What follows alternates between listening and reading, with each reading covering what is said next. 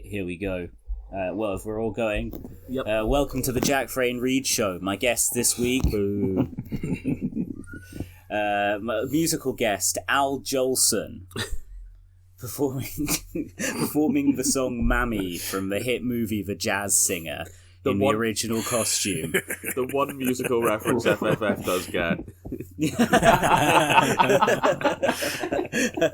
The greatest musical. Yeah, ironically, I had actually dressed up as Al Jolson performing Mammy before this. So this is why, it's good we don't have the visual component like all the more successful podcasts do. There are many We're all in reasons blackface every episode. Like, particularly FFF. Our next guest, Michael Rappaport. I'm white and I say the N-words. We've basically got the usual crew, me, Geraint, Yair, plus FFF is returning to the show. Yeah, who's legally not affiliated with Joe. He is just a guest star.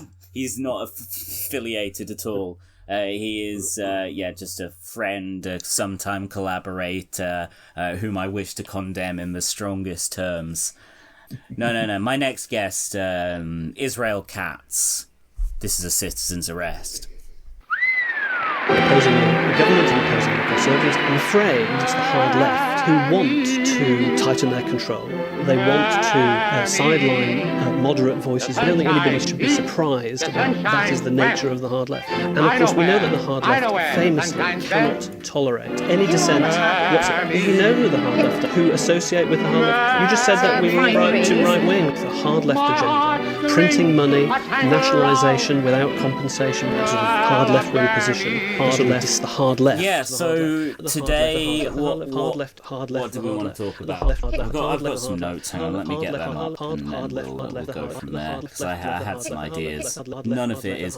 Basically, we were going to have like a big tentpole fucking marquee name guest on this weekend, but due to an Iranian attack on the United Kingdom, a vicious firebombing campaign, we all knew it was coming. He was unable to have a nap and get into a sufficient state to come on the show. So we're sending love to the mystery guest. Also, despite not publicising it at all, have been getting a number of thinly veiled threats sent our way. He's not on the episode. I've not had any. Call off your dogs. Yeah, that Australian fucking swine. You disgusting drongo thug. Hey, now that's a slur. Let me put this. He's Australian. I mean, he's said words. Yeah. Let me put this in terms you can understand, Drew. Rack off, you flaming galah. What was that one I saw? We're going to today obviously talk a little bit about Tom York, and there was someone who was sticking up for brave Tommy, for the bad Tommy, his fucking concert, and he was like, it was something like spunk trumpet, so I'll have to look it up again. It was some kind of Australian compound swear word that was... extremely it wasn't douche nozzle. Douche nozzle's American. Douche nozzle, very American. Like crocodile fucker or something. It's what is the you fucking kangaroo lover? Because they all just shoot them down indiscriminately for the kangaroos. Yeah.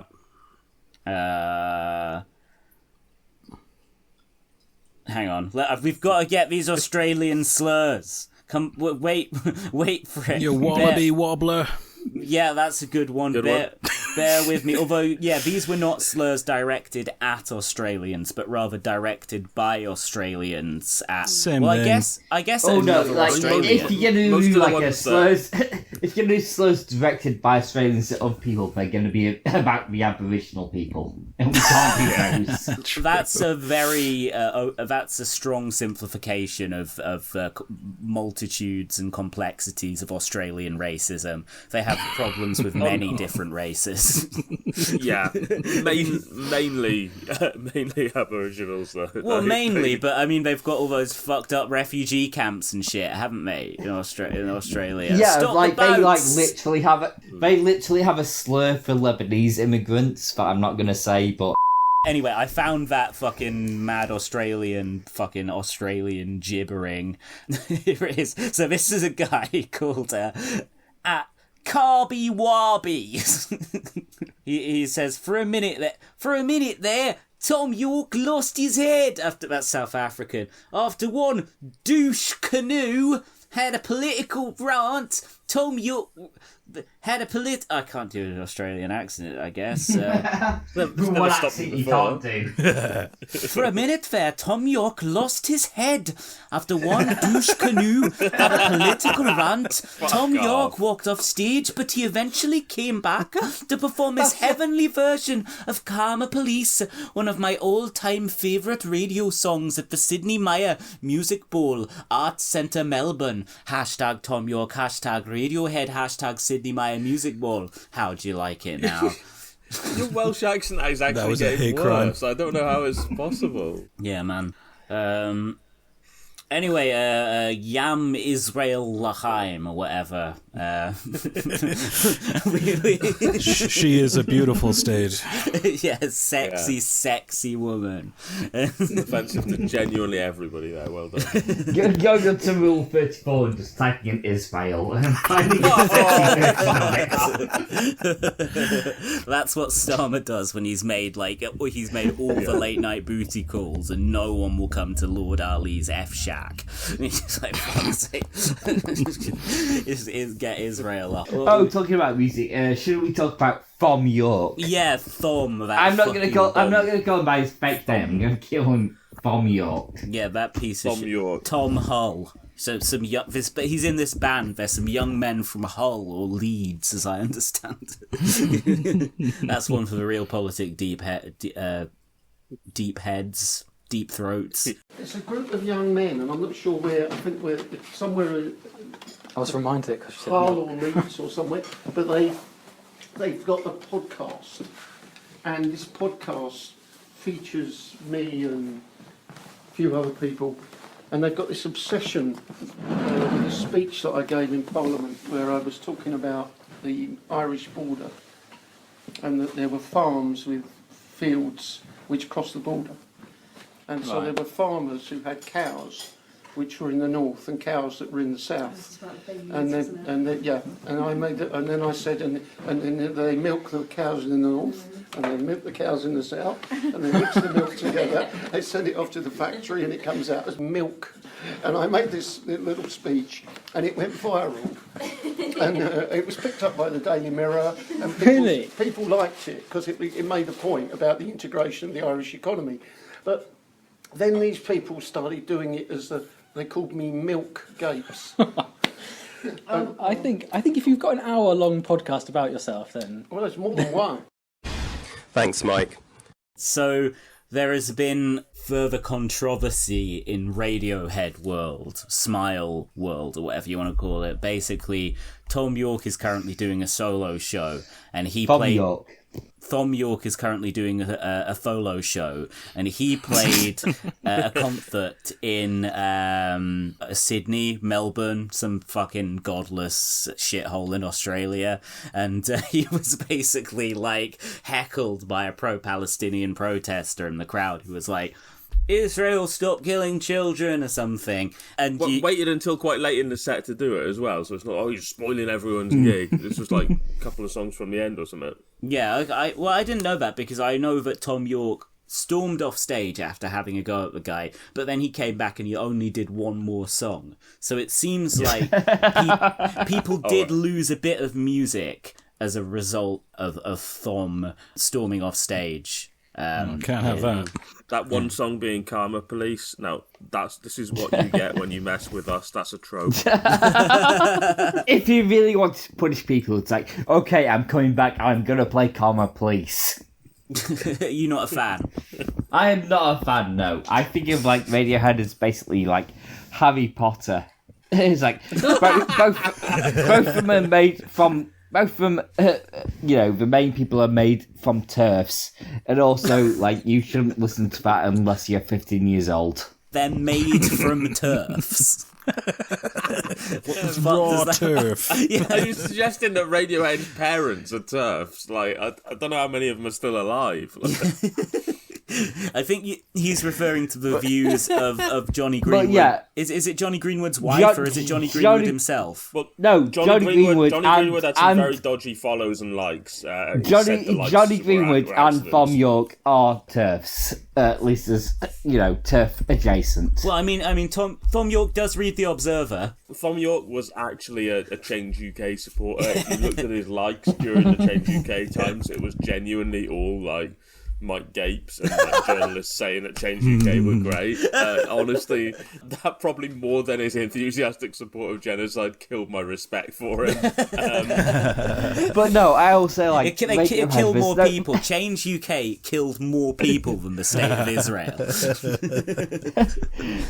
But no, I also like Radiohead. Like, if you listen to it when you're older than 15, like, you have like emotional problems. I mean, I do listen to Radiohead a bit, but I do also have emotional problems. It's a Real Politik, and all our listeners are Real Politik listeners. Who are we to talk about people with emotional problems? Well, I know, but I think there's something true to what he says. Like, I often listen to Radiohead, and I'm like, oh, I have emotional problems too, like this guy.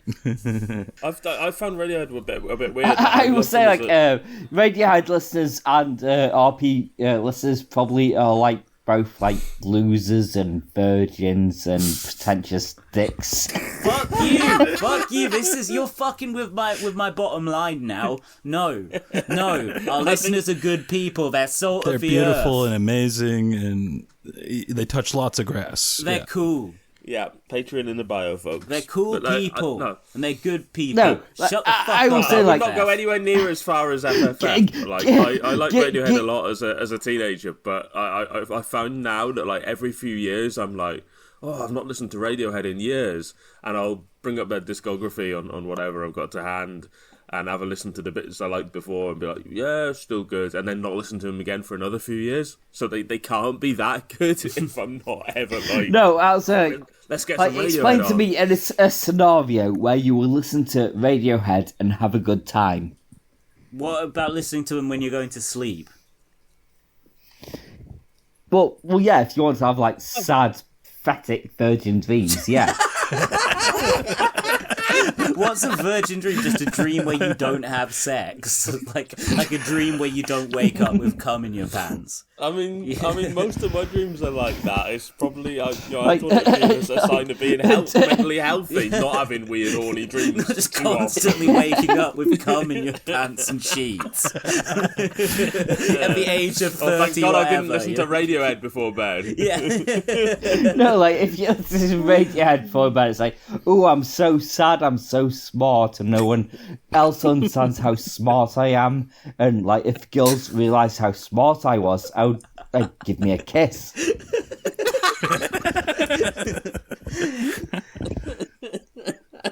So FFF is probably the least big Radiohead fan here, I'd say. Yeah. Yes. No, I was looking forward to this episode just so I could talk about how much I hate Radiohead.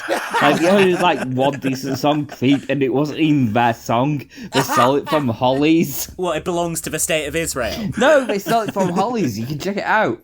The Hollies. What, Graham Nash and the lads? I've heard that, yeah. Can't believe it. Yeah, I can't believe Graham Nash wrote a memorable melody. They have to pay him a percentage of the royalties off it, don't they? Yeah. Or they settle the lump sum so they don't have to do There's that more something. dignity to Oasis having to pay Gary Glitter for that one song.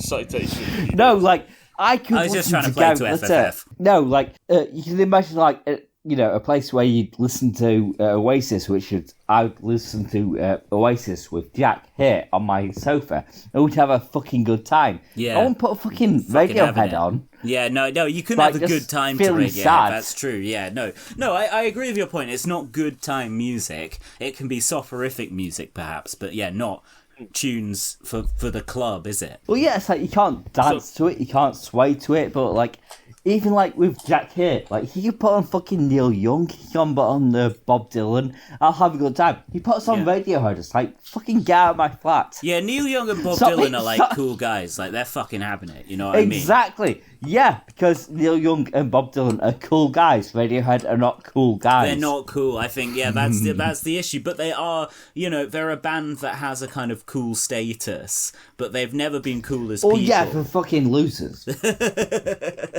Hey, now they're popular with, what was that tweet someone did? It was like, nice new fan base you got there, Tom York, and it was just this tiny British fascist party formed by Oswald Mosley. It was Mosley's old party. Yeah. Like. It was just like, oh, the Smiles 2 albums this year are great. Good for Tom York, and you click through to the guy, he's just like, deport all non-whites. But no, you might like, sitting here, my best mate, Jack Fenreid.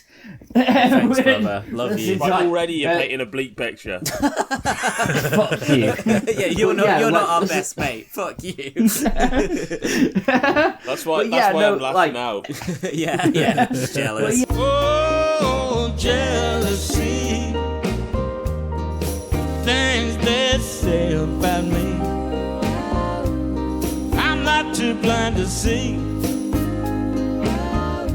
It's just plain jealousy. Yeah, it's like he puts on some Neil Young, Heart of Gold, or Bob Dylan, Lay Lady Lay.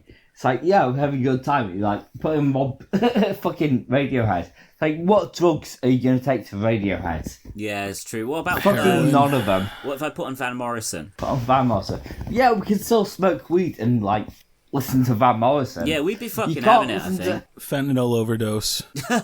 You cannot have a good night with anyone listening to Radiohead. Yeah, I think Radiohead are taking pharmaceutical drugs to them. They are literally dying of a prescription drug overdose. that's like the No, I was Radiohead. saying, I fucking love depressants. I love ketamine and shit like that. Even that, I fucking would listen to fucking Radiohead when I'm listening to it. Well, anyway, yeah, I found that thing of the Oswald Mosley guy, so it starts off this little episode. Yeah, we've moved on from Radiohead after FFF, clearly got angry about it. No, we're still on Radiohead. Graham Linehan starts off this little conversation. As always, a conversation's good when that's the patient zero. That's its origin. It'll be totally sane and rational. Yeah. Do you know why Tom York supports Israel? He asks. Because he's read up on it. He's smarter than any of the NPCs coming at him bleating genocide with one letter lowercase, one letter uppercase. Although he fucks it up because he's got O and C both in uppercase, just referencing the TV show The OC possibly because he likes or something. I'm not sure there's anything more tragic than this 55-year-old man going on and on and on and on about NPC. Yeah, I don't even know what that means because I'm not the type of fucking loser who spends my life playing video games. Right, fuck off. This episode, I'm catching too many strays this episode. We were talking about before, Grant, when are you going to do the Baldur's Gate 2 stream? Soon, and it's going to be Baldur's Gate 1 first. Yeah, come on, I did my acting for that. I got Jack's done his bit. He's done a tremendous voice acting job. For anyone listening, at some point in the indeterminate I don't future, know things by half, so I had to embody the character of Gates. You put your all into it. You did a warm-up gallon of milk to Gates. I went down to the golf course and shot 70 cows with a shotgun. Yeah, there's going to be a mod getting released for Baldur's Gate 1 and 2, the extended editions, which is a Mike Gapes voice mod. So nice. You can have your character be Mike Gapes and talk like Mike Gapes. And I will also be doing a Twitch stream playthrough of at least Baldur's Gate 1, and if that goes okay, the second one as well. Nice. As Mike Gapes the Jester, because you can play a jester in Baldur's Gate 1 and 2, and that's the most fitting class for I'm thinking of doing a gritty, Scorsese-style movie called Jester, and it's set in sort of 70s Ilford South, and it's about this young guy, Mike Gapes. He's been sort of left behind by society, and then he's a struggle. Hang on, it's King of Comedy. No. It was a sort of combination of that and Taxi Driver, but it references all this intellectual property that is already popular with people. So it's like it combines good movies with the kind of shit that gets the rubes queuing up. Yeah, pay 300 $300 million for CGI fight scenes. By the way, I've heard Joker 2 is like one of the worst films of all time. In fact, I heard that from someone who's in the movie. I really want to watch it now. Like, I heard so many bad things about it. I desperately want to watch it. The vibe I'm getting is it seems to be like a deliberately not good movie to try and antagonise people who got too into Joker 1, which makes it sound quite entertaining. Yeah. Oh yeah, fucking like, didn't the director of that, Todd Howard, like one of his early films was a documentary about G.G. Allen? Yeah, that's exactly right. What's it called? G.G. Allen and the Murder Junkies hated in the nation. No, that's a Black Mirror. Hated in America or whatever. I don't know. So, anyway, back to Radiohead, the band Radiohead. Yeah, back to Radiohead, the worst band who ever existed. G.G. Allen and the Murder Junkies, the band that Radiohead could have been. You're more likely to have a good time in the front row of a G.G. Allen gig than you are listening to Radiohead. Well, yeah, because you depending on what you're into. Tom York won't flick. Yeah, you won't get the finger flicked at you at a G.G. Allen gig. You might get something else flicked at you, but I tried to like do an impression of Tom York for this episode. I'm Tom York. I'm a creep. I'm a weirdo. 1984. George Orwell, it's double speak. Oh, that's the Mannix now, depressingly. I'm gonna make an album about a computer and make all the songs on it really shit. This is the thing. I'm a Radiohead fan, but I just hate Israel so much that I'm just happily sitting here just chuckling away over this Of course shit. you're a Radiohead fan. Yeah, alright, I heard the stuff you said about Radiohead fans. Watch it, mate. You've seen the Liam Gallagher tweets about Radiohead, right? Oh yeah, but can you get them up and read them? Because they're fucking good. Yeah, let me try and find them. And then I'll do this. Yeah, there's one where like Jack literally just has me on this episode to read them because he doesn't want to read it himself. So these are unthreaded tweets in the space of 5 minutes from Liam Gallagher. There's not a date on them, but they're from a while back. They're from about 6 years ago, actually. For fuck's sake, or FFS, the rapping in the middle of the bends taking the piss. How the fuck did these Teds get big? Karma Police, that's it. Karma Police, for fuck's sake. This is Liam losing his tether. Like, it's the end of his tether with Radiohead. He just can't take it anymore. I think as I said before, like, me and Jack could have a nice night smoking weed and watching Oasis. Yeah. Like, because Oasis, the band it you wouldn't can necessarily fuck be good, but it would be entertaining. Like, it would be good. I think it would be good. It would be good for me and Jack. Just me and Jack smoking a shitload of weed.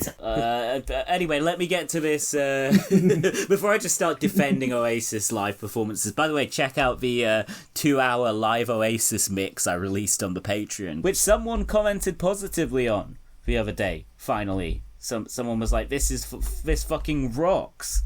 Which it does. Yeah, didn't you message me, like, someone got, like, really angry at you for defending Eric Clapton for being better than Tom York? Yeah. We'll get to that in That's a bit. an objective fact. Yeah, we'll get to the Clapton thing in a bit. Let's again, that's something that will really derail me. But let's So this is this thing, like, Graham Linehan said that lame shit, like, about him being Tom York is smarter than the NPCs bleating genocide in unison. He's a player character. A fucking player. You see, he's not a weak, suggestible, and then I think he means to put a comma, but he puts a full stop. Leftist useful idiot is the last sentence. And then Sky Richard Story comments, plus Radiohead are a great band. And an account called Pure Nomad, at Nomad2Pure. It's like his boy band name. Like, they really are. And we got 2 brilliant The Smile LPs this year. I'm cool with them having their own opinions. It's part of being a grown-up. And then someone looked up what the, like, lightning strike avatar that this guy has signifies. And it is Well, it's gone off screen now. The Union Movement was a far-right political party founded in the United Kingdom by Oswald Mosley. We were talking about Creep a minute ago, and FFF sent me an article earlier from the Times of Israel called Before Radiohead Conquered the World, They Were Already Israel's Darling. I think this is Israel, like, falsely patting itself on the back, because their whole conception is, like, Creep was a hit in Israel, like, and that kept Radiohead going when they were struggling, and then it became a hit elsewhere. But it turned out it was like a hit, like 1 week, 2 weeks before it was a hit in America. So like they already would have been playing it on like American college radio and that all the time. Israel, one of the most important markets for music in the international music industry. They hadn't even they hadn't invented EDM. I was going to say that for fuck's sake. So. Exactly the same joke, phrased in exactly the same way. Yeah, you need to find yourself laughing at one of my other jokes and edit it in now. At this point in the episode.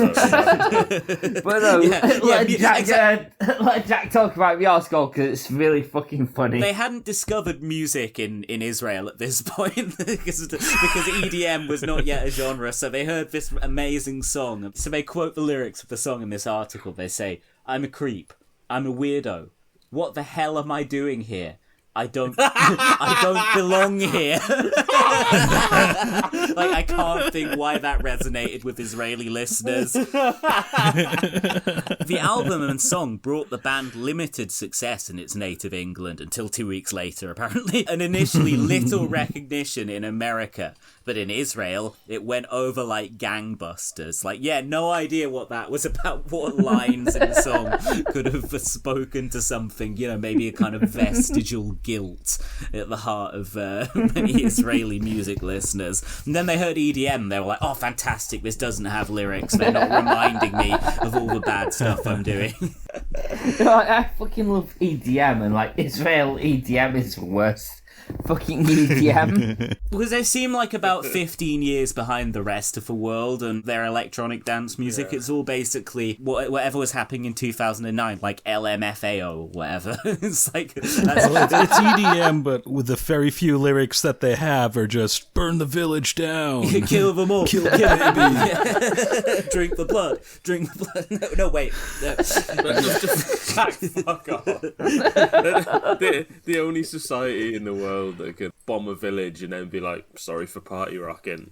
Yeah, exactly. They're just still party rocking on down in Israel. Hard. Anyway, Israel have fucked it up for everyone else because drinking the blood is just a standard thing that you say about like America invading Iraq or whatever. Yeah. Like my boy Sacha Baron Cohen made that joke when he was like, George Bush will drink the blood of every I almost said Israeli, Iraqi man, woman and child. You know, when he was like singing the national anthem at that. Like, exactly. And then when I say it about Israel, like, apparently it's a trope. We support your war of terror.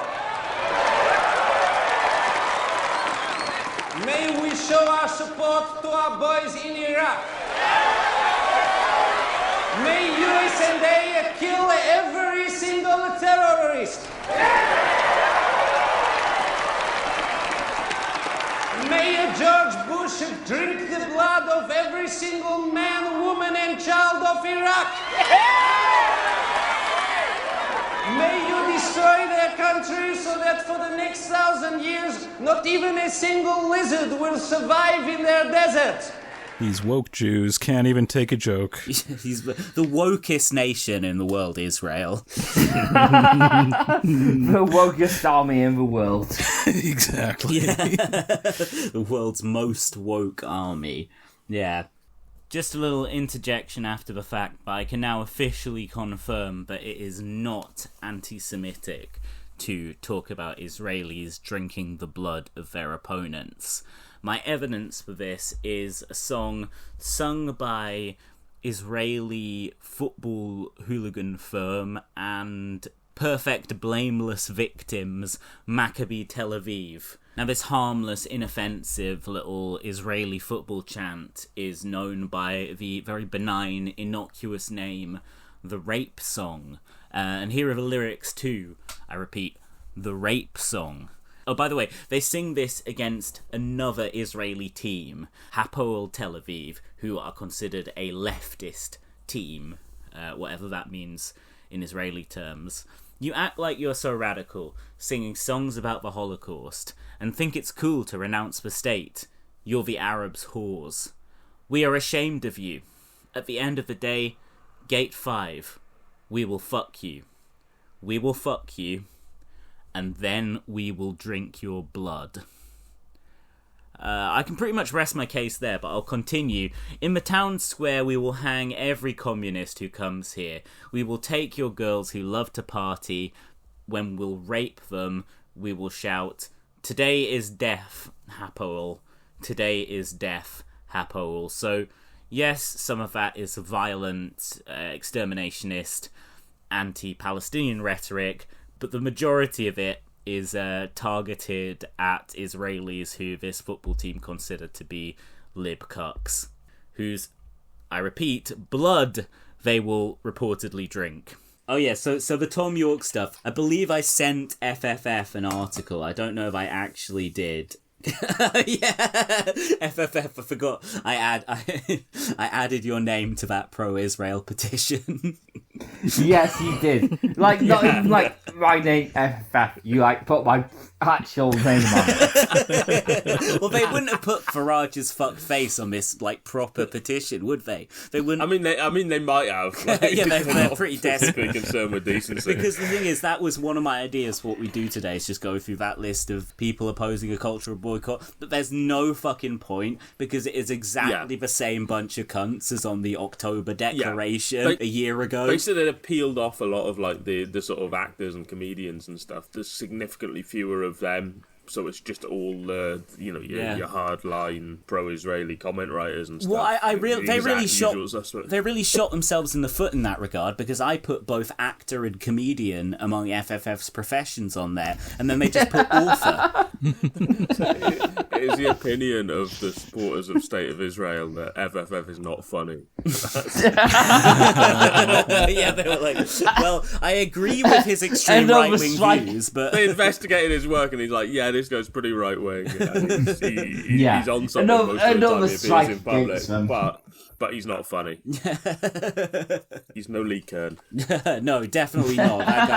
That's a real comedy. Pure comedy. Like, Jack is like sending it to me because he knows I will say those slurs. I mean, he is quite funny, but in the way that, like, it's now funny years after the fact to make jokes about the guy who was stalking Björk and stuff like that. Oh my god, yeah, you're right. You see the tweet I put about it? Of course you did. Of course I did. I'm the fucking target audience for all your tweets, and that reflects so badly on me. I don't know if you'll necessarily want to read the full thing, because it seems pretty... Oh, I would... No, but there's a specific bit. I'll just read the slurs. Oh, actually, this is even better than I thought, this fucking thing. The people he cites as people who are standing with Radiohead and opposing boycotts. And yeah, I have just got this shit fucking... Okay, yeah. Give me a, 1 minute. I'm just going to go to the bathroom and also light up another cigar, and then I'll come back and I'll say any of the slurs you want me to, babe. Okay, that's babe. why we need you. Yeah, thanks, babe. Yeah, he is less drunk than usual this time, isn't he? Yeah. Only moderately. Yeah, I think it might just be his microphone's working better. I think that might be it, actually. Yeah, you're right. I take that back. That adds about 5 pints to however drunk he actually is normally. Yeah, I'll see if I can get this Rolling Stone thing up in an incognito tab. Because, yeah, I thought there was just one funny bit in it, but there's another really stupid fucking bit that made me laugh instantly as well. I think it is interesting that Radiohead have not toured since this tour they did where they got into trouble with the Israel shit. God, they performed in Israel 8 times. Oh no, actually, they're honorary Israelis at this point.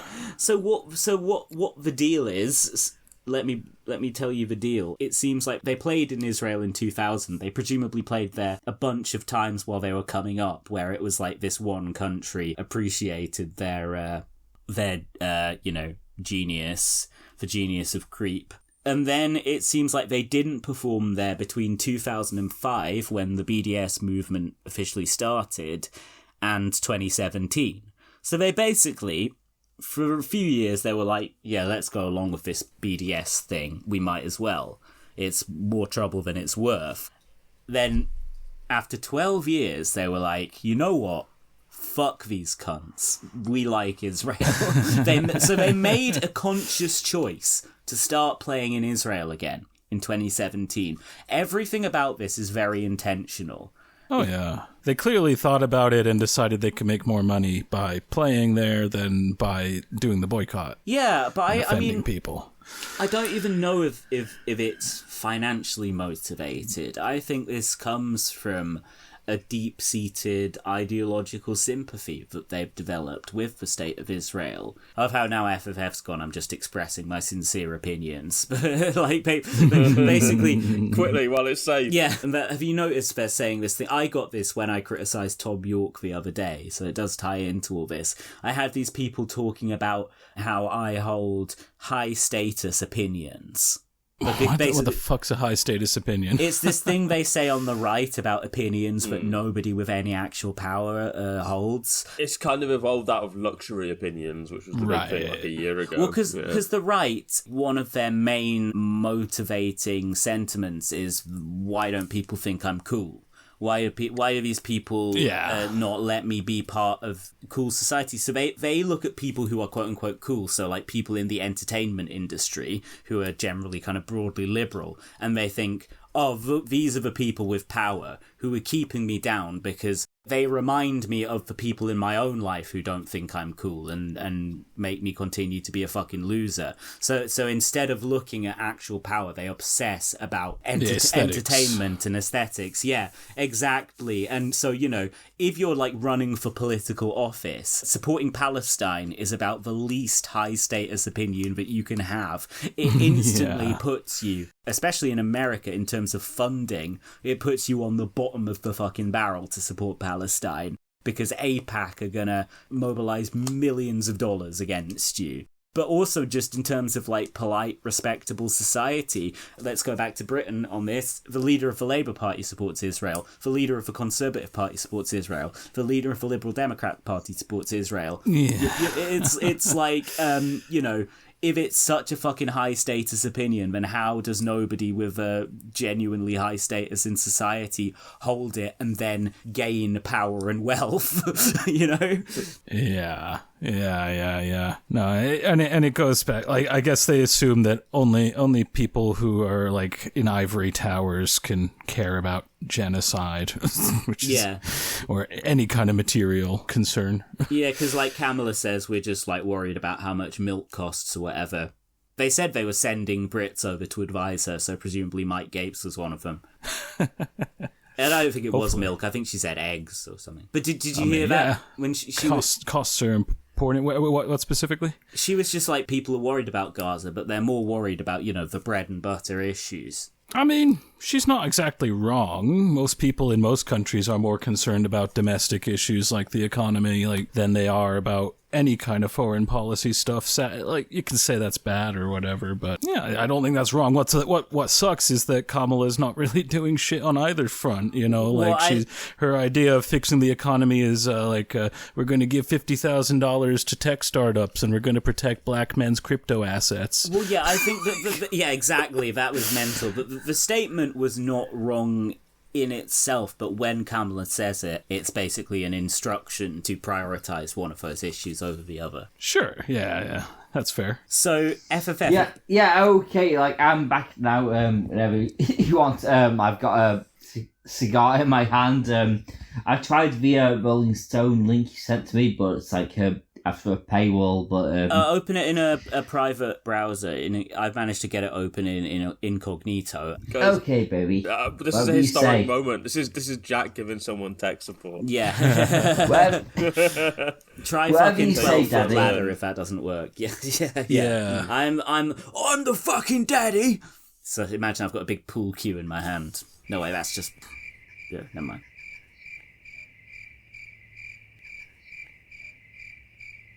My dick. Yeah, have you got this? I'm like, trying to find the quote that makes you happy, Daddy. Start with what Tom York says. I'll be totally honest with you. Maybe you just tell me where to start and I'll give you a happy ending. Okay, I did just tell you, though. It's, I'll be totally honest with you. Completely no song that. Let's go, baby.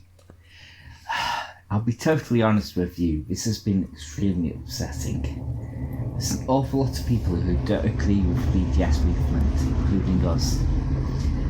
No, I don't agree with the cultural ban at all, along with J.K. Rowling, Noam Chomsky, long list of others. Well, if J.K. Rowling doesn't agree with BDS, then clearly it must be the wrong position. I gotta rethink everything. Yeah. There are people I admire. Ken Loach, who I would never dream of telling where to work or what to do or what to think. I can't believe he would endorse that anti-Semite. I bet he wouldn't say anything nice about Ken Loach now, at this point in history. The kind of dialogue they want to engage in that's black and white. I have a problem with that. It's deeply distressing that we choose rather to engage with us personally, though shit at us in public. It's deeply disrespecting to assume that we're either misinformed or that we're so retarded we can't make these decisions ourselves. I thought it was cancelled. You can't say that. It's disgraceful. Yeah, that's why I got FFF on this episode, so I didn't have to read that quote. I thought it was patronising in the extreme. It's offensive. I just can't understand why we go to a rock show or go to a lecture at a university. Is a problem to them. University. Yeah, you're so fucking pissed, man. You are.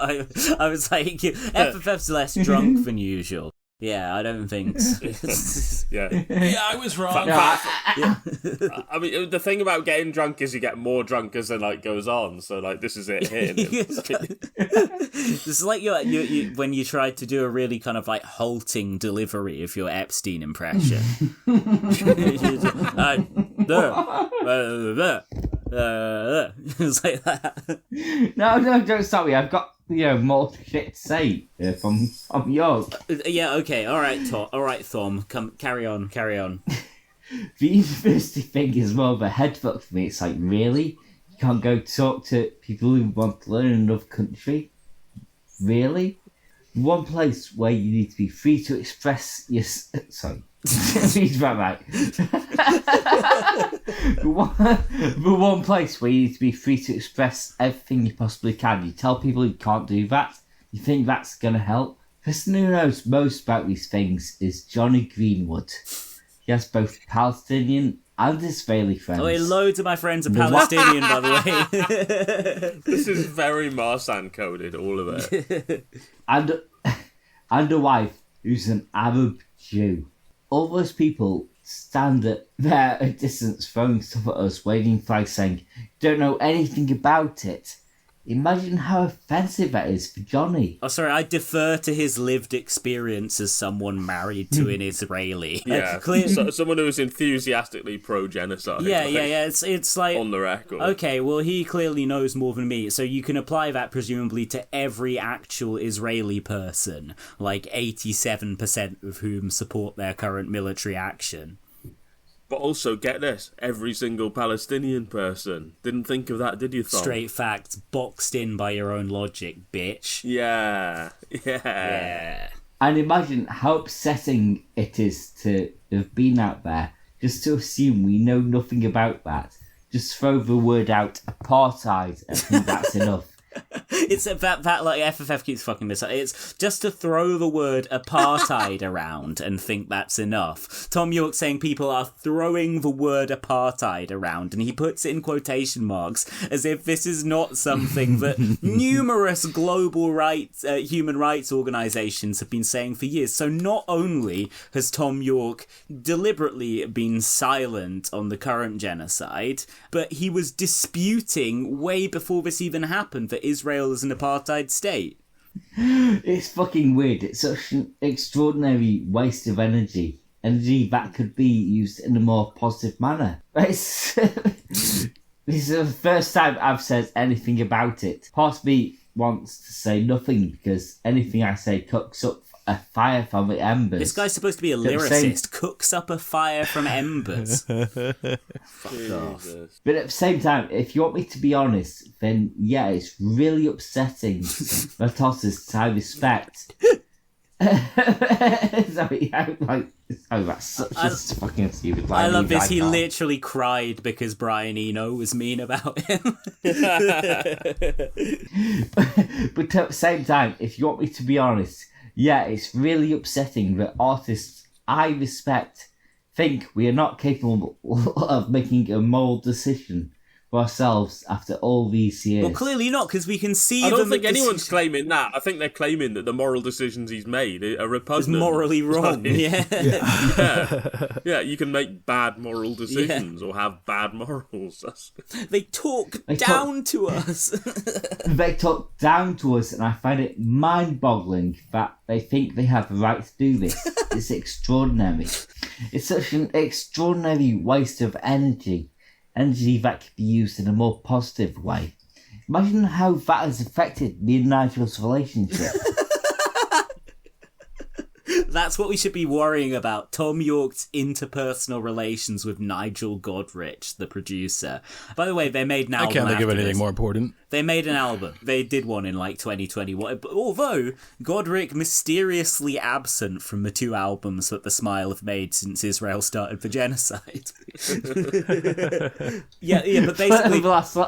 No, wait. I want to do the last slide. Wait, hang on. No, before let me just give context for the last one before you do that. Nigel Godrich had in 2017 just produced Roger Waters' first solo album in a number of years. So Tom had been really put in the middle. They've got a big quote from Nigel Godrich where he's like, I don't believe in... me to do that too? Because, I'm fucking struggling here. I'll do that one, then you do the next... I'll do the Godric, then you finish the York stuff. It's the same sort of thing as Gatecast where Jack just keeps saying, oh, you're too fucking drunk. I have to take the reins and start walking him through everything like a child. Godric responds, I don't believe in cultural boycotts. No, fuck up. I've got to do my last line. No, wait. Thanks, before that there's...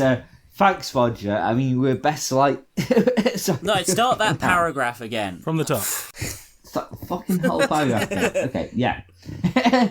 Imagine how this has affected me and Nigel's relationship. Thanks, Roger. I mean, we're best mates for life. And I'm like, fuck me, really? Just to translate briefly, that's thanks, Roger. I mean, we're best mates for life, but it's like, fuck me, really? Godric responds, I don't believe in cultural boycotts. I don't think they're positive ever. And actually, I think that's true to say the people you'd be denying the music are the people who would agree with you and don't necessarily agree with their government. So it's not a good idea. Tom and Roger are two peas in a pod, really, in certain respects. They just have a disagreement about this, but they've never even met. I think Tom feels very protective of Johnny, which I completely get, but I'm not in the middle of Tom and Roger. Fucking hell, I wouldn't like to be in the middle of those two.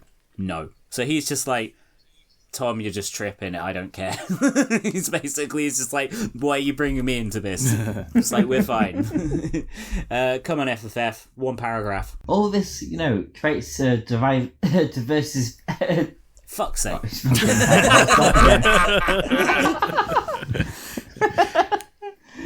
All this, creates divisive energy. Divisive. Not bringing people together.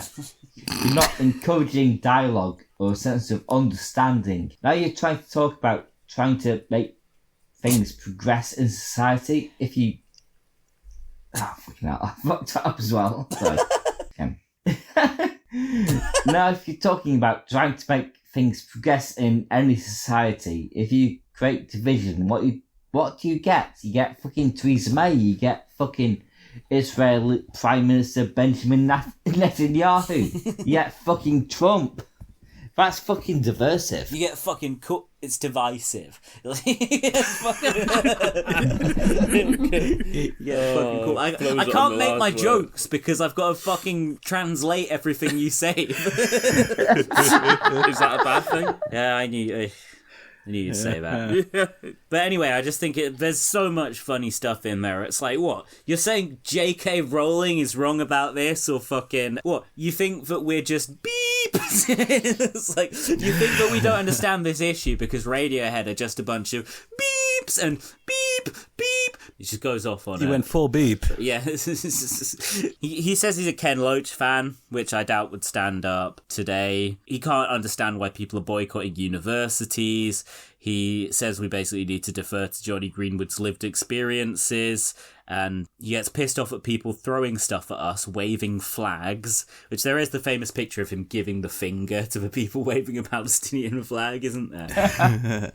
He says it's offensive that people say that. And then for me, like, the cherry on the cake is that he says, just to throw the word apartheid in quotes around and think that's enough. It's fucking weird. It's such an extraordinary waste of energy. Oh yeah, like all the fucking Radiohead albums were like a massive waste of energy. Getting the party pumping, but fucking so much fucking energy into a bunch of albums that are fucking suck.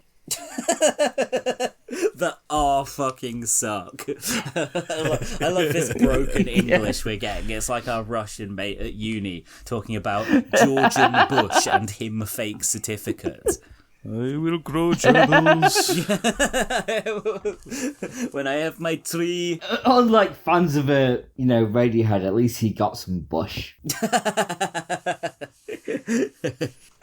Let's talk a bit about America. Let's talk some fucking... We haven't done the America Corner segment in a bit. We haven't referred to it as that anyway, so I'll put Bob... What's this America place? Put Bob Dylan's Dixies. It's sort of like Israel, but less important. It's time for Yair to shine.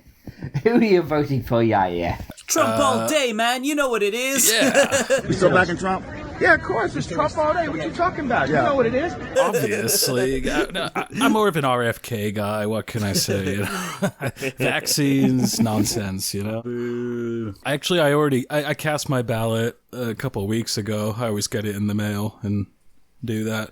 I was holding out for a bit to see if there would be any sea change on Palestine or immigration or any of my hot button issues, but I gave up like 2 weeks ago. I was like, no. If they were going to message good on this, they would have. I'm going to vote for Trump. Exactly. I want full 120% genocide. Yair and the Muslims of Michigan. He's an accelerationist. Oh, yeah. Well, there's some good new Trump material today. He's been out on the campaign trail. Did an insane speech. Yeah. He brought up Hannibal Lecter. Again. No, there's that amazing video of him, like, trying to deep throat a microphone. It's so fucking funny. Yeah. Well, that's good. But, I mean, I've actually got a couple of Trump things today. This is FFF. Why don't you read this one? I sent this to you earlier. It's about at the end of June in the after... You just read the Trump bit. I'll read the introductory bit. Try and reduce the amount of FFF trying to read that people will have to listen to here. At the end of June, in the afterglow of a debate performance that would ultimately prompt President Joe Biden to end his campaign for re-election, Donald Trump startled his aides by announcing that he'd come up with a new nickname for his opponent.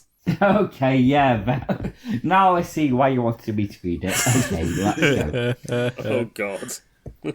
Is it the N-word? No, not quite. Not quite. That's reassuring. This guy's, he's a retard. He's retarded. I think that's what I'll start calling him. Trump declared Boris's campaign en route to an evening, according to people who... En route to a rally. Marks. En route to a rally that is... According to 3 people who heard him make the remarks. So what was his nickname for Joe Biden? What's American for Martin Waplington? Yeah, Joe Biden, I would call him, like, retarded Joe Biden. Yeah, that's it. Why didn't he go with that one? That's beautiful. Poetic. For some reason, that didn't seem to make the cut in the campaign.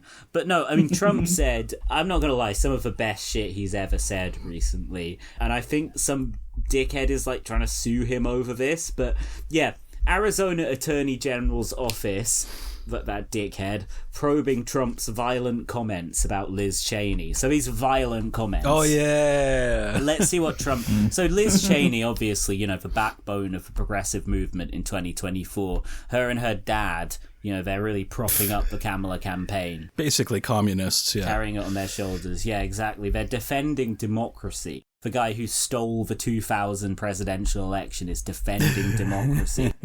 Unitary executive theory, what? Yeah, so let's listen to all this really bad stuff that Trump said, which I posted a quote of it, only 2 people liked it, so clearly it's very right-wing that I agree with all the stuff he said here and think that it's funny and good. So here's what Trump said about Liz Cheney. She's a radical war hawk. Let's put her with a rifle standing there with 9 barrels shooting at her. Like, alright, clearly not a threat to murder Liz Cheney. No. It's just banter. Well, the 9 barrels thing is like a little weird. That makes it sound like a firing squad. But honestly, in the context, it's so fucking clear that he meant she's just one of these politicians who loves to talk about war but hasn't been to war. Yeah, you know? I think that's out of all the shit Trump says, this is like, it's like one of the least offensive things. I think that's just a kind of Trump malapropism. It's like when he says like the late great Hannibal Lecter or whatever, he kind of mixes together these two. He's like, well, you kind of apply this phrase to this part of a sentence, like you put in something like the late great with 9 barrels. It's just for emphasis, and it's not actually applicable because he's got a, you know, yeah, his mind is just dribbling, Trump being a bit weird, dribbling out of his ears. Maybe he has thought about putting her before a firing squad, but who hasn't? You know. So he continues. Okay, let's see how she feels about it. You know, when the guns are trained on her face, you know they're all war hawks when they're sitting in Washington in a nice building. In a post on his Truth Social account Friday afternoon, Trump said that Cheney wouldn't have the guts to fight herself. It's easy for her to talk, sitting far away from where the death scenes take place, but put a gun in her hand and let her go fight, and she'll say, "No thanks." In remarks to reporters later Friday, Trump defended his comments on Cheney, calling her a war hawk again and saying that she kills people. That's my favourite bit, just in quote. Completely. Yeah. She kills people. My goat. Unproblematic fave right here. So good, man. That's so good. What an amazing diatribe. Sorry, I went like Ricky Gervais there for a second. It's so fucking good, man.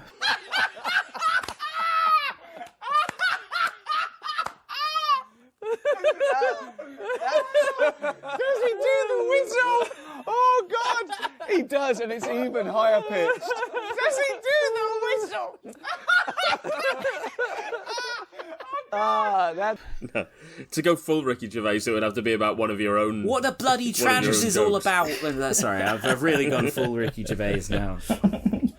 No, they're full electoral incompetence. Like, I'm amazed that it took Trump this long to start talking about, like, yeah, Liz Cheney has the record for, like, the greatest defeat in American electoral history, because she didn't fucking drop out when it was obvious she was going to lose. Well, yeah, well, that's classic Trump, isn't it? That's 2016 Trump shitting on all the neocons, and then he stopped doing it and gave them more rightfully jobs. Shitting on the whole Iraq invasion. Like, why did Kamala give them this? It's so fucking dumb. Oh my! Oh God! They don't want to lose. They don't want to win. The Democrats. They don't. No, yeah, it's bad. Well, I'm not going to get FFF to read this one, but just. Must be really funny. There's no fun in it, man. No, there's not actually. It's just Matt. This is somebody posted like a direct transcript of Trump fucking Hannibal Lecter speech earlier. I just want to run this past Yair.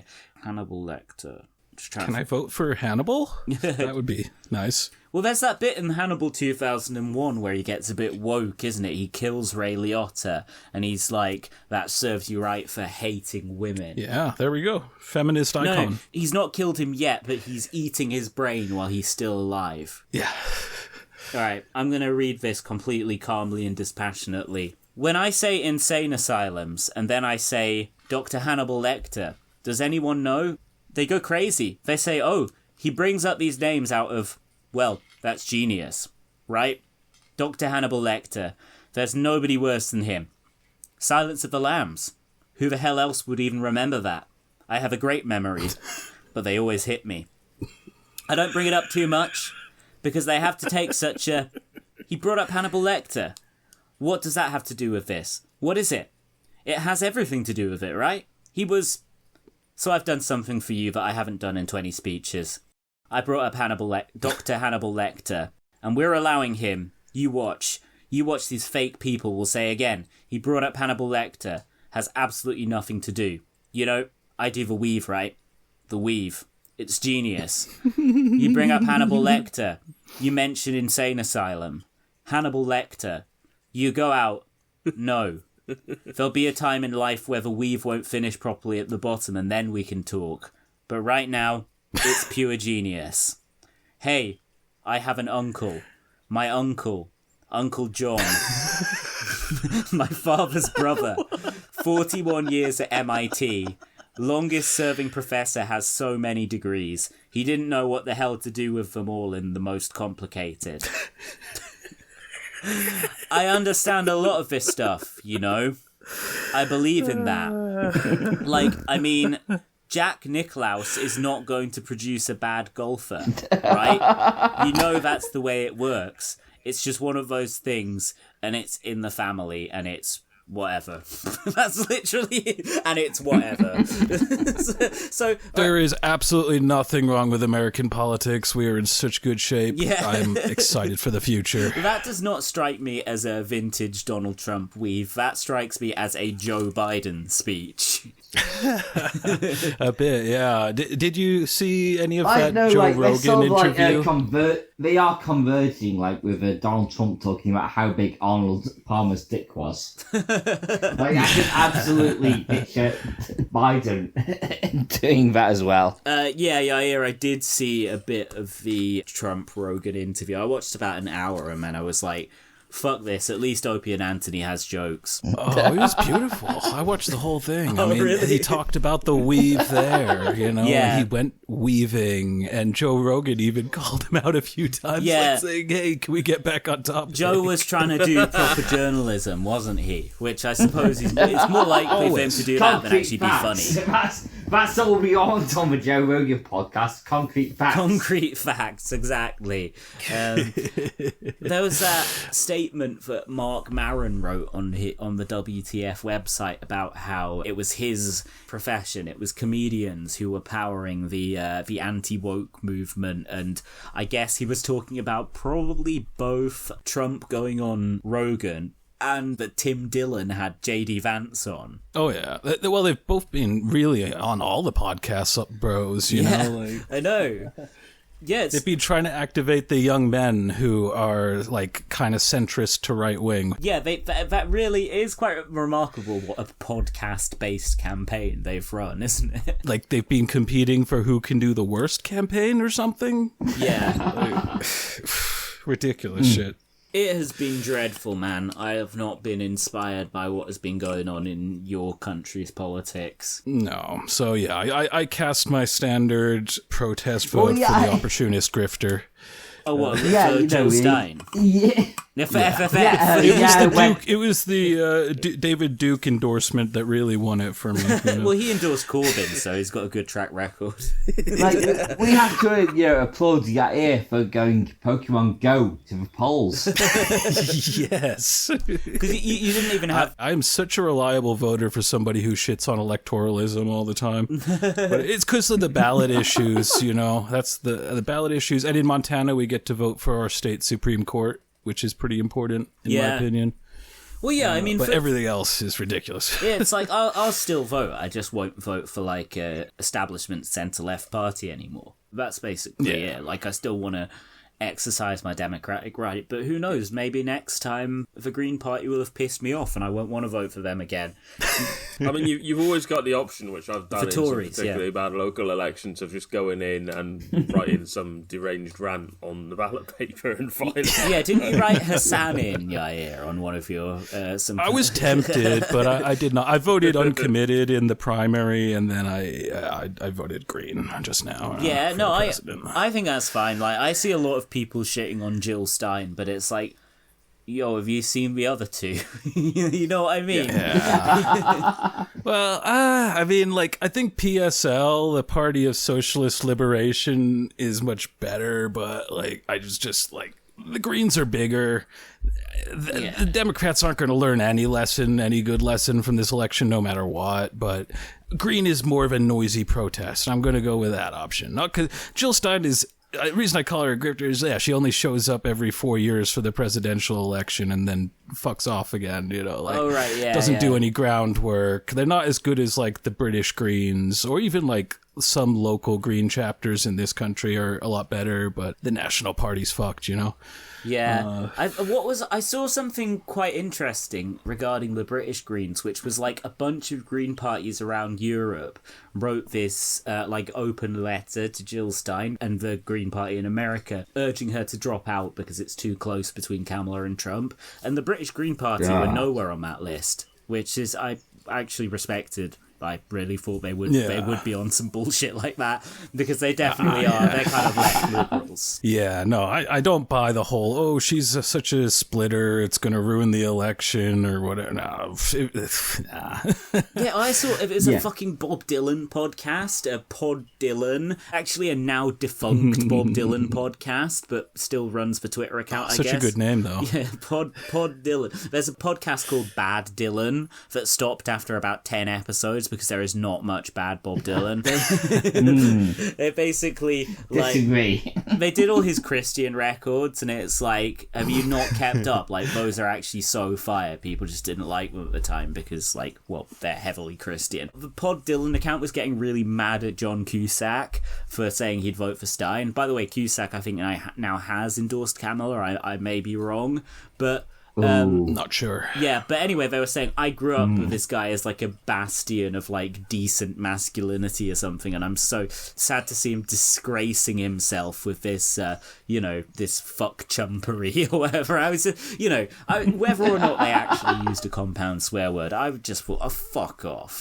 Seeing that sanctimonious shit from American liberals, and this guy I know responded, like a British guy was like, but Cusack is, like, vocally anti-Israel. He's been criticising the genocide ever since it started happening regularly. So do you really expect him to swing behind Kamala Harris, who's powered that? And the guy literally had a one-sentence reply, which was just like, I expect him to stop fascism. And I replied to this, like, you're not telling him to fucking stop fascism. You're telling him to just vote for the Democratic Party, which millions of people are gonna do. Millions of fucking people have been doing for years, and it has not stopped fascism yet. Well, the thing I don't get, right, is about the harm reduction argument. It makes sense in some contexts. It really does. But then when the lesser evil is committing a genocide, which is the worst possible crime conceivable, then what are you voting against? What is the harm reduction? I don't slightly more of the worst crime imaginable. I don't get it. Yeah. But the funny thing is about that David Duke endorsement of Jill Stein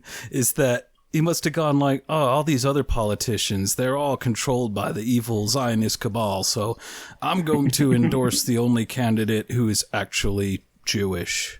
Yeah. He's one of those Nazis who hates Israel. The increasingly rare. Yeah, his explicit reason for the endorsement was because all the others are pro-Zionist. Fucking hell. Yeah, I mean that was what him and Nick Griffin said with their endorsing Corbyn. But I think they just do it to trigger the libs. I think they know that these people are like godless commies. It's 100% a wind up on some level. Yeah.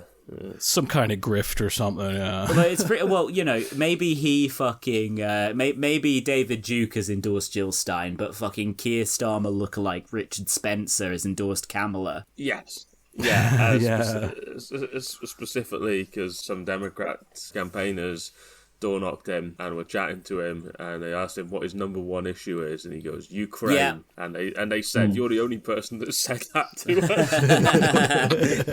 us. He's the NATO voter I wouldn't that Biden advise needed. anyone to go and watch a 12-minute fucking Richard Spencer clip, but I did, and it was funny, but not in ways that he realises. I mean, it is really funny when you see, like, Ukrainian people... No, it's just when you're like... When you see... Do we have anything else? I don't think so. No, it's pretty good. I shot my load on my Radiohead hatred.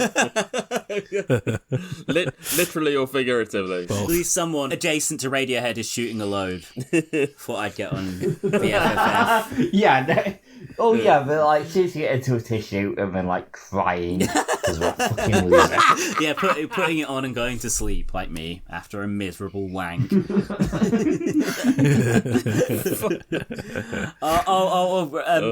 Follow up on our last episode with Stefan. We were talking in that about how these anti-Semitic swine protested a Jewish community centre simply because it was hosting Tony Blair and the former Prime Minister of Israel. And then now it appears... Famously Jewish Tony Blair. Kush got me feeling like the Jewish Tony Blair.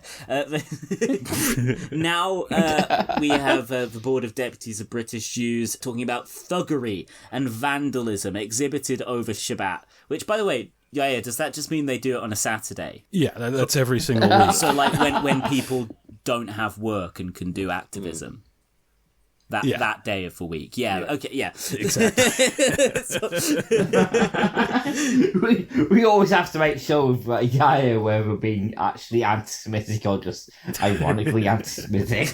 I wasn't worried about that. I just wanted to clarify, the thing of like... Jack was not worried about that. No, I wasn't remotely worried. I was just concerned about making clear the point that Saturday, really normal day to do protests on. Like, yeah, it's not like if they'd said like Yom Kippur or Rosh Hashanah, like an actual holiday. Like that's very specific. What's once a year? But no, Shabbat is just it's like Sunday service for Jews. Yeah, exactly. Who defaced buildings housing Jewish charities and targeted 2 universities. There's a list of all these places that have been targeted. I think Judas have been posting about it. Let me get this up. I'm doing a lot of let me get this up in this episode. Very, very Hassan mode, right? Yeah. You're killing it. Cheers, man. You are lying, they say. BICOM. So BICOM was one of the places protested. The Britain-Israeli Communications and Research Centre. just quote, a Jewish charity. I swear Judas did a bunch of posts about it. Yeah. Mike Katz, Mike Katz, described this as a charity that does nothing more than support vulnerable Jewish people. And yeah, lots of people have been saying, oh yes, it's just like Nazi Germany, but people vandalised this building. The JNF. Okay, so yeah, here we go. Judas spelt out all the different organisations and basically all the targets of this direct action, which is just like graffiti. It's just like red graffiti, red fucking fake blood, basically. Which is, it was just Halloween, for fuck's sake. Like, so they were a little late on their fucking trick-or-treating, and you put out this statement just calling them anti-Semitic. I mean, come on. The targets were the JNF, an organisation that acquires Palestinian land for Zionist colonisation. That's totally legitimate land back, Jack. Is that the one, a JNF for one, that maybe, Geraint, you can be Googling some stuff on this for me. Is the JNF the one that plants the trees for people? Oh, I think it is. Yes, it is, yeah. So, yeah. like... Oh, the Eddie Marsden one. The Eddie Marsan's Magic Colonial Savile Tree. Savile Savile in Savile, I very nearly signed the pro-Israel petition as Eddie Marson, but then I thought, I literally was going to do that, but I didn't want to give him my email address, so I just didn't bother. But I was going to. Yeah. Well, yeah, it said like Jack just signed it as me. I just doxed. I put Top Rope Deep Dive as well, so I almost did dox you. I just didn't think about it, but luckily they didn't include that on there. Oh, for fuck's sake! Deeming us not culturally significant, they've declared war on the pro wrestling community. So good. It was a thoughtless moment by me. I didn't mean to dox. I just thought. I mean, I kind of did, but I thought it'd be funny. FFF had just made some joke about, like, you know, me getting no pussy earlier or something. I just felt in a vengeful mood. Yeah, so the JNF, they basically go and plant trees for dipshit Gentiles by Eddie Martin, who thinks this owns Corbyn or something. And then you've got BICOM, who described by Judas as a pro-Israel lobby group founded by an arms dealer. There you go. I knew there was a kind of arms industry connection to BICOM. And then they also vandalised a bust of Chaim Weizmann, the first president of Israel. Wow. Yeah. Horrifying. Just like Nazi Germany, because they famously didn't want all the Jews to go out of the country or anything, you know. Yeah, okay. Ken Livingston over here. Quote from Eddie Marson on Twitter from Wednesday this week just gone. So proud to be part of this story. Epstein was a true legend. I admitted a word that says so proud to be part of this story. Brian Epstein. Yeah, I thought that might be it. I mean, that was the implication, obviously. The manager of the Beatles, an international sex trafficker, same fucking thing. Yeah, there was. I wonder if there was an Epstein on that petition, the pro-Israel petition. I added FFF's name to. I felt bad going down it. There were so many people whose names began with gold. I was like, come on. He's actually gone around now to starting to appeal for like disaster relief in the places that Israel are bombing to fight, but not actually doing so in a way that criticises Israel. Not. So he's clearly, because he stopped talking about like his pro-Israel shit a good few months ago, so he's clearly like deep into the sort of, oh God, what have I endorsed? But just doesn't want to like openly admit he was wrong. So he's just sort of trying to find ways to do it. Yeah. So, I mean, you know, this is being spun as like Jewish charities, Jewish businesses, just like Nazi Germany, blah, blah, blah, blah, blah. You know, look, Tracy Ann Oberman literally used the words, so I always wondered what it would be like living in Nazi Germany. Nazi Germany is when people don't like Tony Blair. Wow. Yeah, she added Keir Starmer into her tweet as well. Like, so I can no longer support Keir Starmer as a result of this disgraceful anti-Semitic vandalism on Shabbat. Some good came of it then. Yeah, when people for season 1 of Big Train to season 2 of Big Train. I didn't even know there was a season 2. Nazi Germany. Season 2 was not as good, but it's still quite good. It just they like all the original cast of women didn't come back because they were writing all the best parts for like Kevin Eldon and Simon Pegg and that instead. You don't need women in your show. Just draft in a Welsh bloke and you'll have it covered. So they just they replaced some of the best comic actresses in the world with Tracy Ann Oberman and Catherine Tate just before her own show, so she was like in good programs but not very good. Do you remember the Catherine Tate Tony Blair sketch where he's like, "Am I bothered?" Oh yeah. The most noughties thing to ever exist. Like that is a proper slice of time. Ended poverty in Africa. Horrible. Yeah, you got to give them credit for that. Yeah. Do they know it's Christmas though? No, still the message still hasn't reached them. That's why some of these fools are still worshipping Islam and tribal religions. But there's a lot of Christians in Africa. That song is very stupid on every level. There's a lot of like so many, like that's why ISIS or like Boko Haram like murder loads of their victims because they're Christians. You know, do they know it's Christmas? Yeah, I think they might have got the idea. They might, Christmas is for Britain and America, and everyone else is just stealing it. Yeah. And also, if they don't know it's Christmas, they probably have their own religious practices. So I just think, why if they're not already worshipping Christmas, why do they need to know about that? That's just being a missionary. That's just colonialism. Well, anyway, now we've condemned that song. We've probably so many people have picked logical holes in "Do They Know It's Christmas" over the years. Yeah, it is like the quintessential liberal wishy-washy. Let's do something but not actually do anything song. Yeah. By the way, there's the Purple Circle people have got a new poster designed to bring together both Israelis and Palestinians. Sorry, to show solidarity. Purple circle, that's just the phrase that I say to get into a Scouser accent. Purple circle. What does it actually mean? Well, no, this is very cunning marketing. So the people who they want to show solidarity with both Palestine and Israel, they have, next to this advertisement for new music from, I believe, Cardi B, they have put this big purple sign saying, "Pussy in the face, cock in the ass." Yeah, I can get over that. Yeah.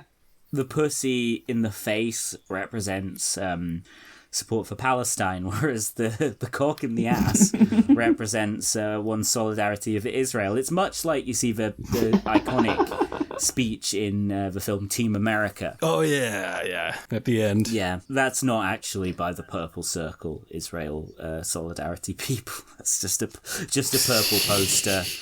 It was a better joke when I did it on Twitter. And one final piece of news, John Densmore of The Doors has endorsed Kamala Harris. Because he thinks Donald Trump's going to kill him if he wins. Last night, Trump said that Republican Liz Cheney should be put before a firing squad for not supporting him. It's not what he said. That is a vile smear against Donald Trump. Exactly, Aries. Like, it's fucking outrageous. Well, yeah, it's like, oh yeah, you're the drummer from The Doors. Like, who fucking cares? Yeah, well, I can absolutely imagine Donald Trump being like, have Jim Morrison killed, but like that wouldn't actually have any effect. It's like being the drummer from television. Like, who fucking cares? Wow, that is a stray too far, I think. He says, he wants to put Liz Cheney before a firing squad. If he wins, it looks like yours truly will be, quote-unquote, taken out as well. On the other hand, Kamala Harris has implied that she will put a Republican in her candidate. Oh, okay, all the more reason to vote for her then. She will not murder the octogenarian drummer of The Doors, and she will put a Republican in her cabinet. What's not to like? Don't vote for the Republicans. They will kill aging rock stars and entertainment figures. Vote for Kamala Harris because she will include Republicans who will kill what? Yeah, and Donald Trump hasn't even promised to kill Thom Yorke. No, exactly, coward. Yeah, well, Thom did slag him off in that 2017 article, so maybe if he does it again, Trump can squeeze in one of his "I hate Thom Yorke" tweets. You know, if Donald Trump comes Radiohead and everyone involved with Radiohead, I would vote for him. Yeah, and also Eric Clapton does have better politics than Thom Yorke. In this specific moment on of time. Vaccines, on immigration, mainly on the issue of on shouting slurs on stage. Yeah. But look, okay. Well, now I've got into look. Here's the thing. Of properly ventilating your home. Criticizing Eric Clapton is a high status opinion. At the end of the day, it is just, you can get a bunch of likes on Twitter by being like, yo, have you heard that this guy was racist in 1976? And everyone would be like, fuck that cunt, this evil bastard, I hope he dies. And then they'll go and listen to Radiohead while Clapton plays on stage with a guitar emblazoned with the Palestinian flag. This is one final important intervention into the US election. I don't know if this guy lives over there in the US. He is a British citizen, but has certainly worked in America a fair bit. Hugh Laurie. But yes, this is Jack saying RP officially says you should vote for Trump. Yeah, man, you know what it is. Yeah. Trump all day, or whatever Kanye said in that 5-second video. You still backing Trump? Yeah, of course. It's Trump all day. What you talking about? Yeah. You know what it is. It's one of my favourite videos of all time. No, Hugh Laurie, his advice here. My advice, for what it's worth. Try not to be distracted by the faintly discourteous, the mildly incompetent, the harmlessly obnoxious. Roll with the delayed trains, drop litter, misused apostrophes.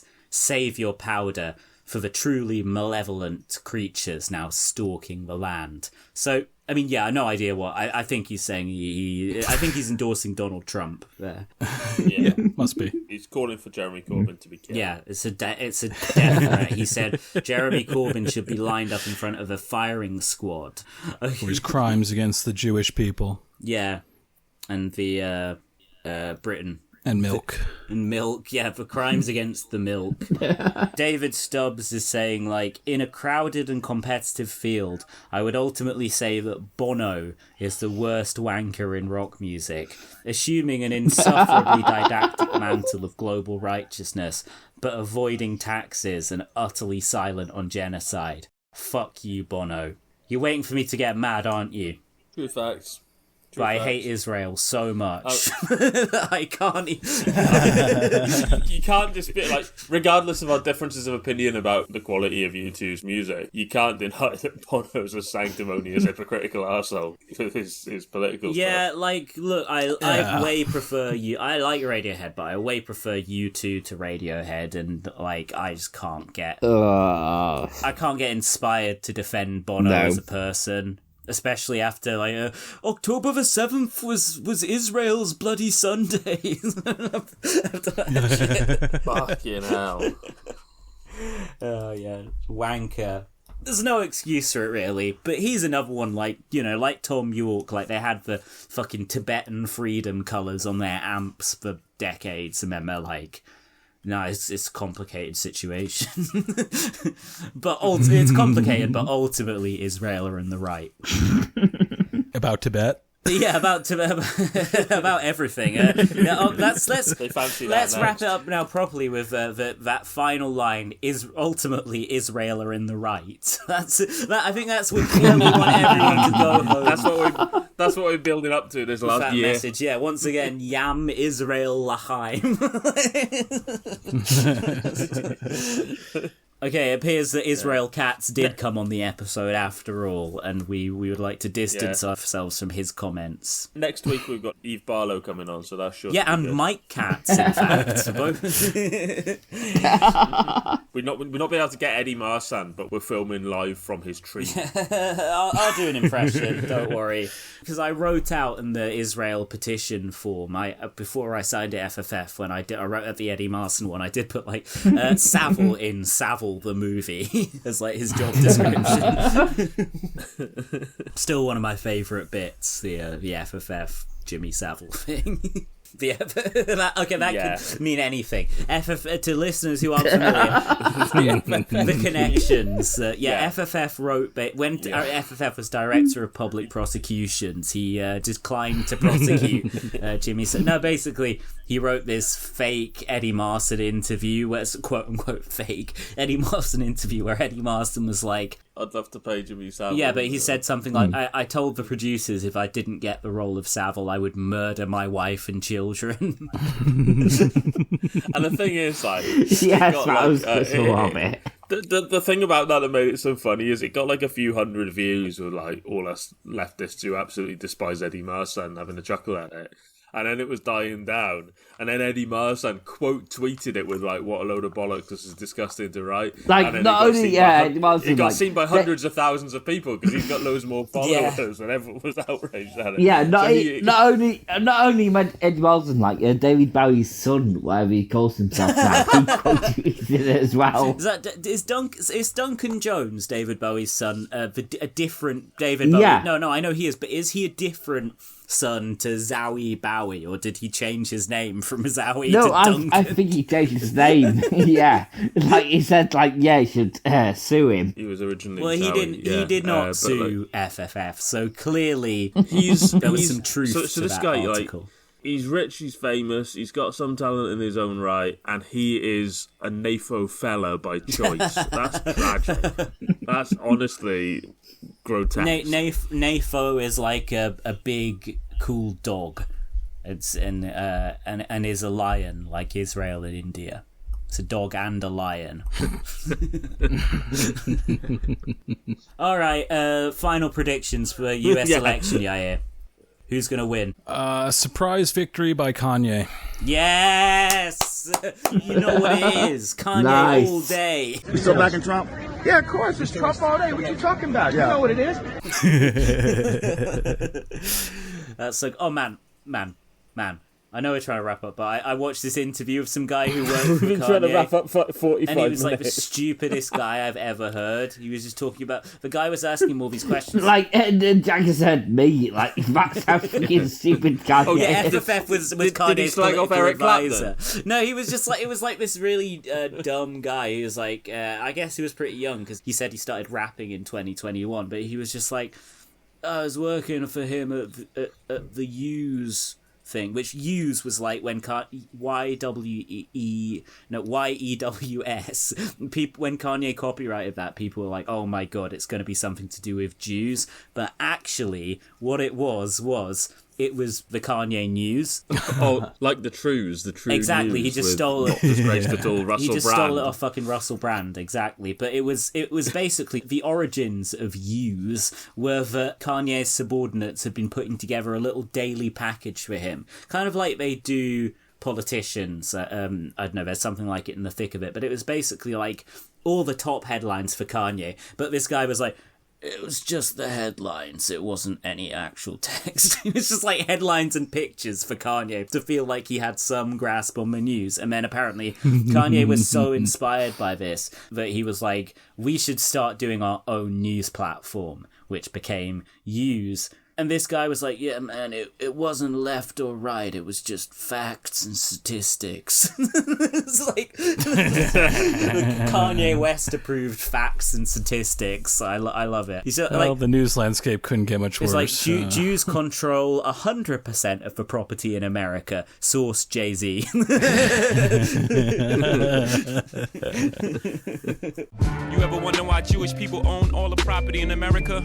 But yeah, anyway, I was just like, oh my god, no wonder Kanye is fucking everything up so badly if all the guys he's hiring are even dumber than he is. Yeah, I mean, he had fucking Milo Yiannopoulos running his shit for a while. And Nick Fuentes. And like... the neo-Nazi Nick Fuentes was working for him. Yeah, Milo quit because of the Yeezy porn initiative. Kanye wanted to form a porn production company, which went against Milo's religious convictions. Well, anyway. Okay, we're actually wrapping up now. I'm forcefully calling time on this. Yeah. All right, peace. Right. Peace. Okay, peace, right. guys. Bye.